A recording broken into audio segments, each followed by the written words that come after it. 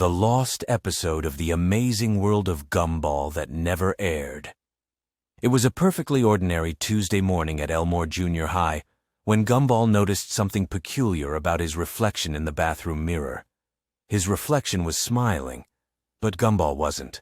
When he tried to frown, his reflection kept that unsettling grin, its eyes following him as he moved away.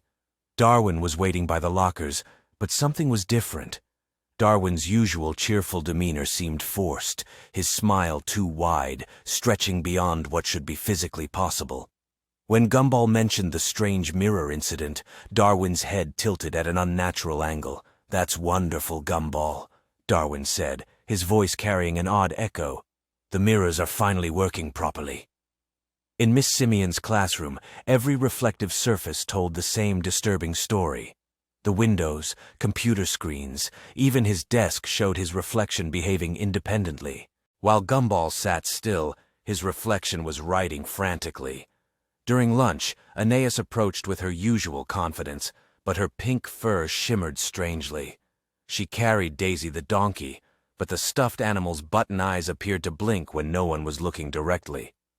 "Brother," Anais said, "have you noticed that everyone's shadows are pointing toward the old storage room in the basement?"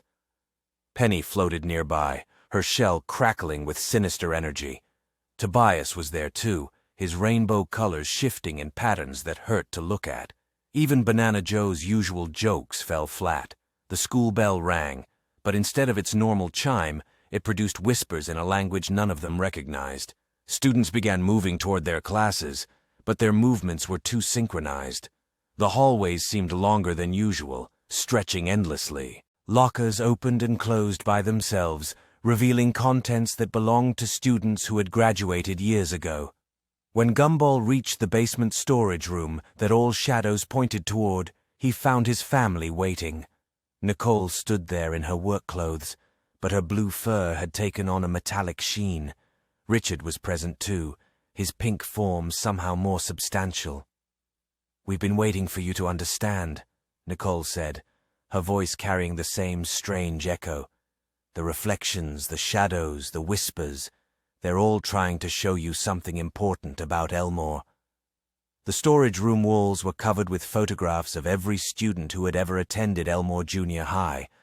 But in each photograph, there was an extra figure, a blue cat that looked exactly like Gumball, but with eyes that held knowledge of things that hadn't happened yet. "Elmore isn't just a town," Richard explained. "It's a place where stories that were never told come to live." As Gumball stared at the photographs, he realized his reflection hadn't been misbehaving. It had been trying to warn him that he was about to become part of a story much larger than he had ever imagined. The lost episode of The Amazing World of Gumball that never aired. It was an ordinary Tuesday morning when Gumball discovered something peculiar in the school bathroom mirror. His reflection seemed to lag behind his movements by just a fraction of a second. At first, he thought it was his imagination, but when he waved his paw, the reflection waved back a moment too late. Darwin noticed his brother's strange behavior during lunch. Gumball kept glancing at every reflective surface, windows, spoons, even puddles on the ground. Each time, his reflection appeared slightly off, as if it belonged to someone else entirely. That afternoon, Anais found Gumball standing motionless in front of their bathroom mirror at home. His reflection was smiling, but Gumball's face showed only confusion and growing fear. The reflection's eyes seemed darker, more hollow than they should be. By evening, the entire Watterson family noticed something was wrong. Every mirror in the house showed their reflections behaving independently. Nicole's reflection combed its hair while she stood still. Richard's reflection exercised while he sat on the couch.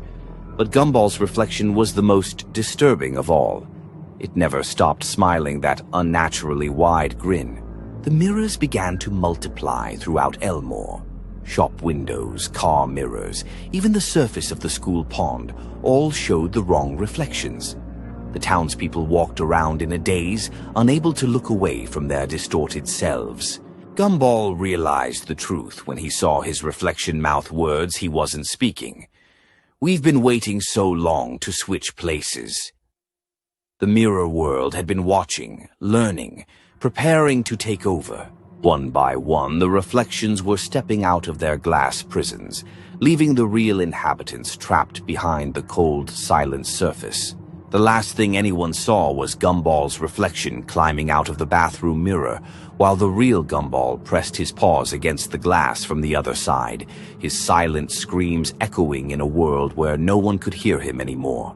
The scary, amazing world of Gumball episode that never aired on TV. In the dim moonlight filtering through the Watterson bedroom window, Gumball lay on the top bunk, trying to sleep.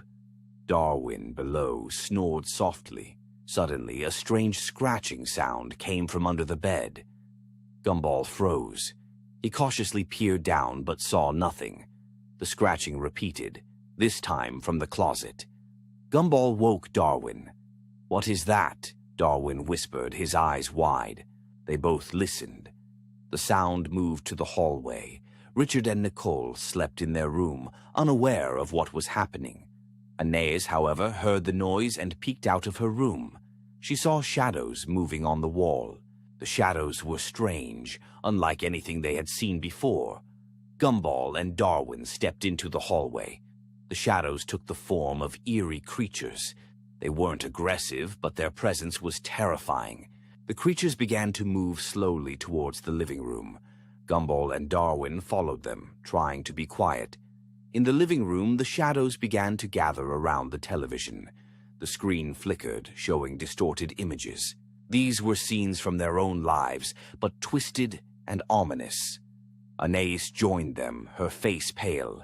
She realized that the shadows fed on their fears. To stop them, they had to be fearless. Gumball, remembering all his adventures, decided to act.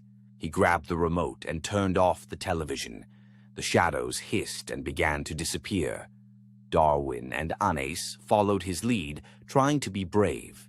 When the last shadow dissolved, silence filled the room. The Wattersons returned to their beds, but the night left its mark. The next morning, everything was as usual, but they knew something had changed. They had become a little braver.